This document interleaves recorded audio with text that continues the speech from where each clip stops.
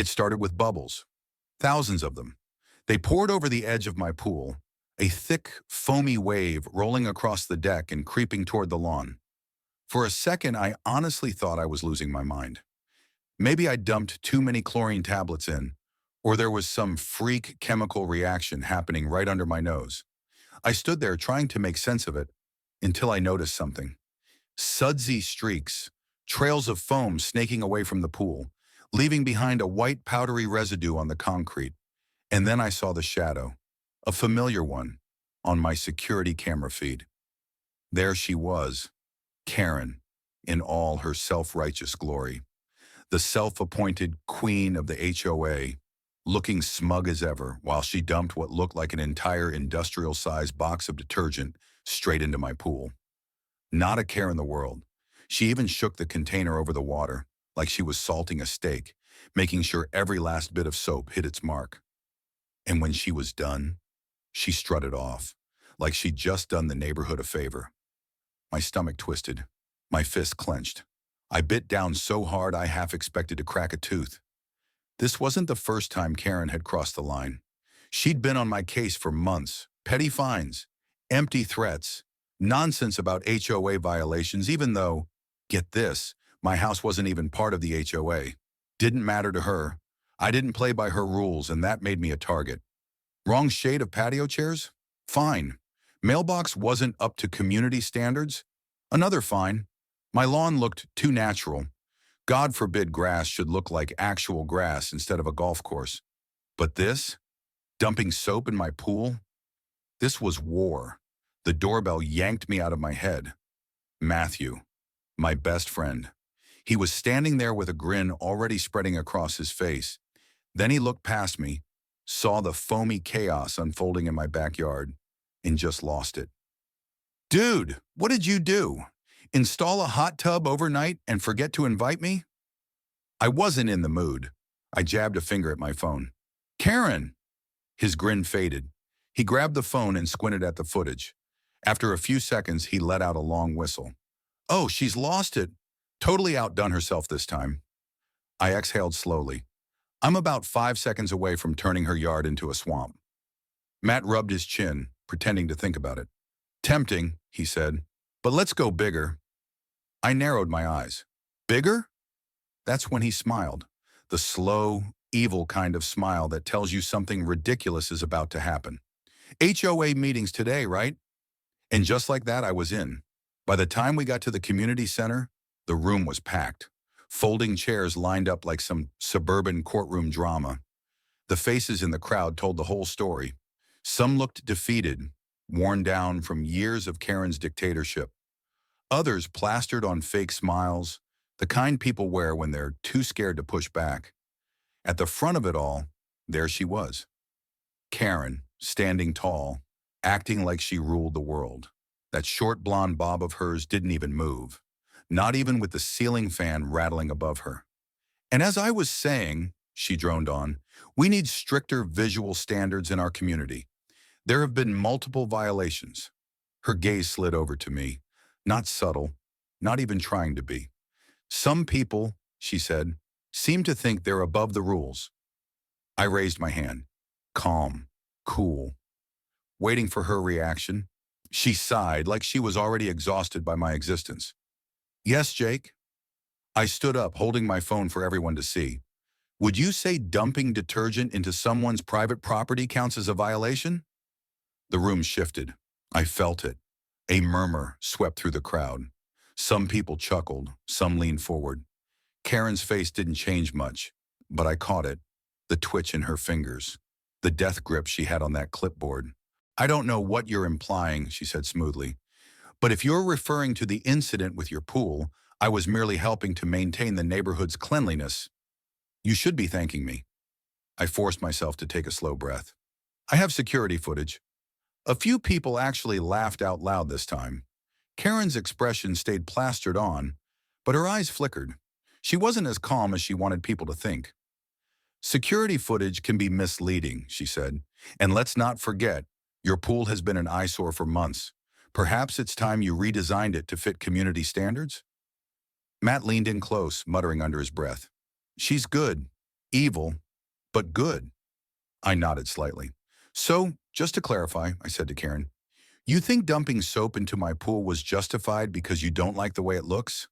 Her lips pressed into a tight line. I think we should focus on the bigger picture. I turned to the room. Raise your hand if you think Karen is full of it. A few hands shot up. Someone snorted. Karen's clipboard snapped loudly as she gripped it tighter. That's enough, she barked.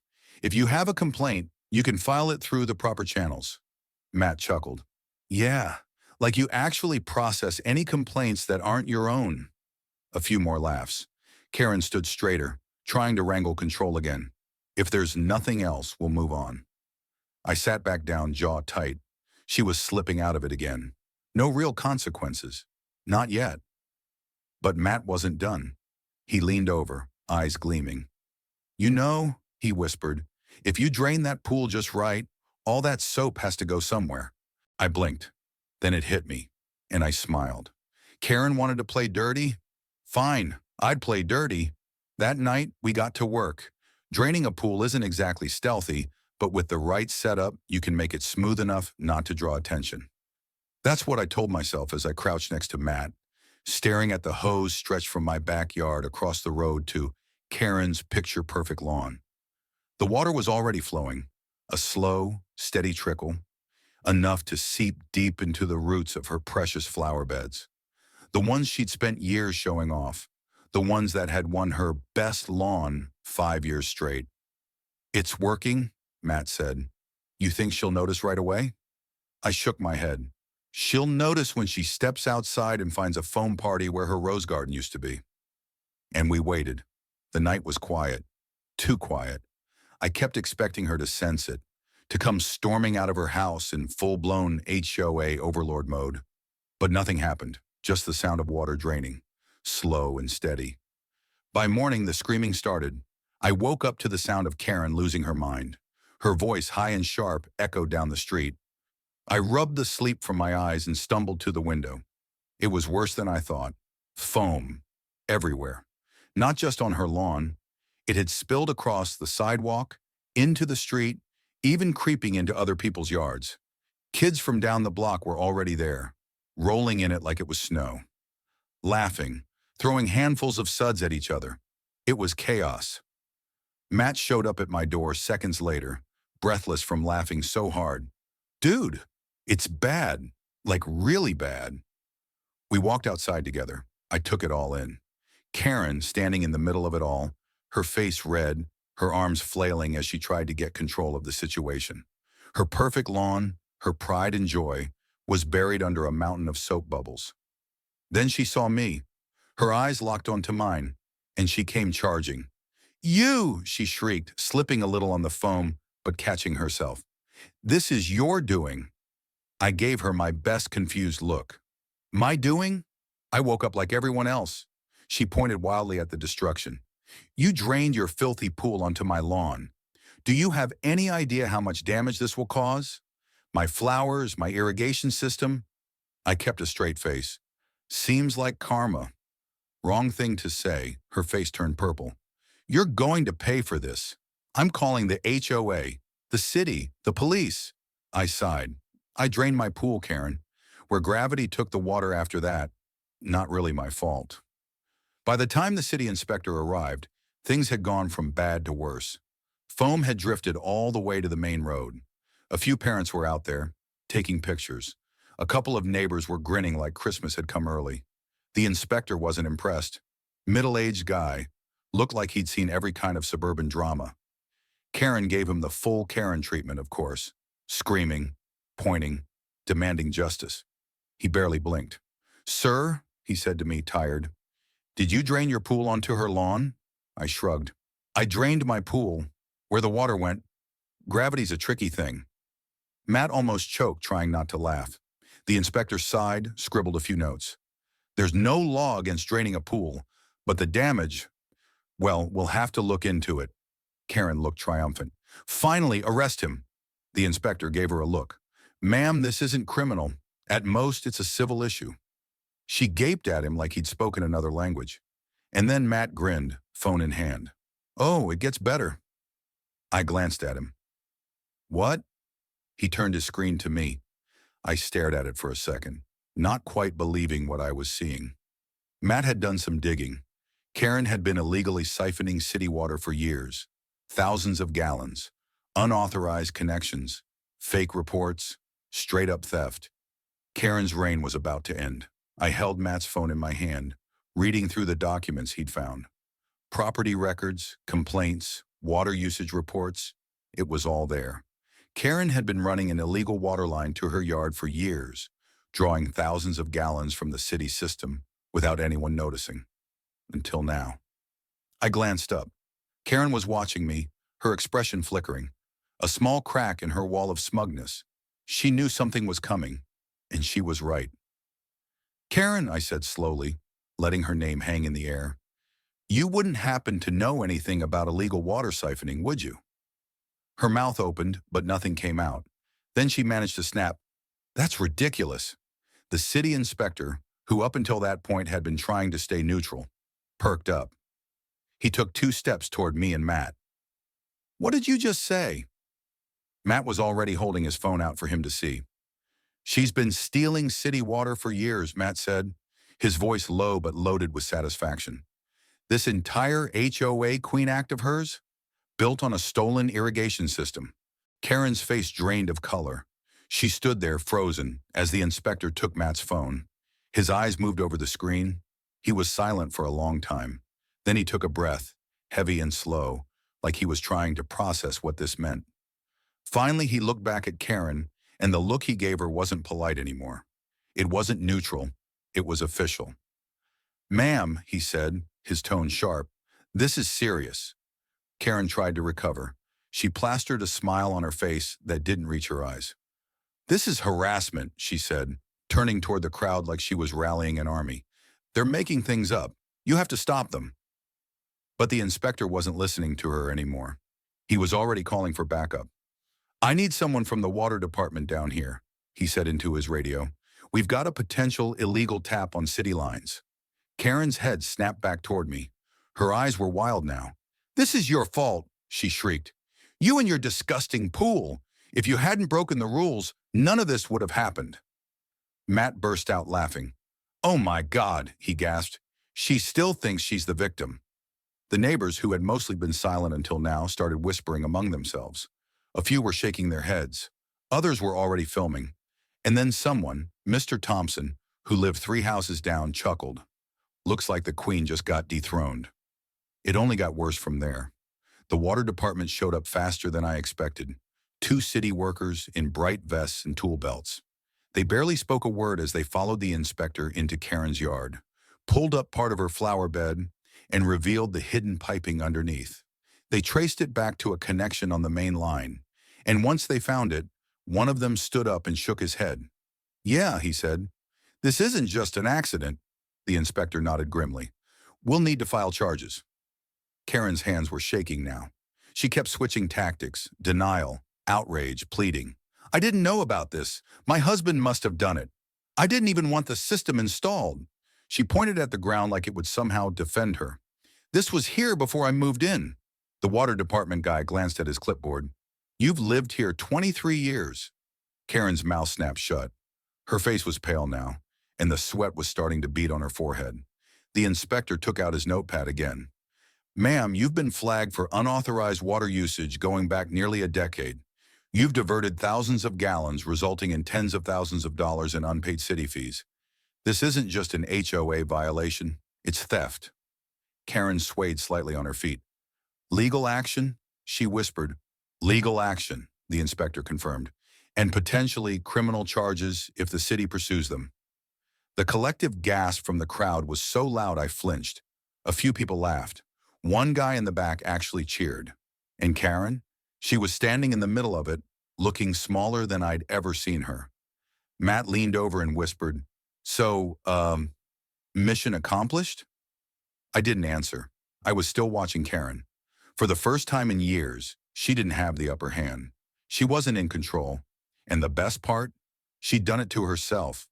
The HOA board members, her loyal followers, the ones who always nodded along to whatever she said, were now backing away from her. They were huddled together, whispering frantically.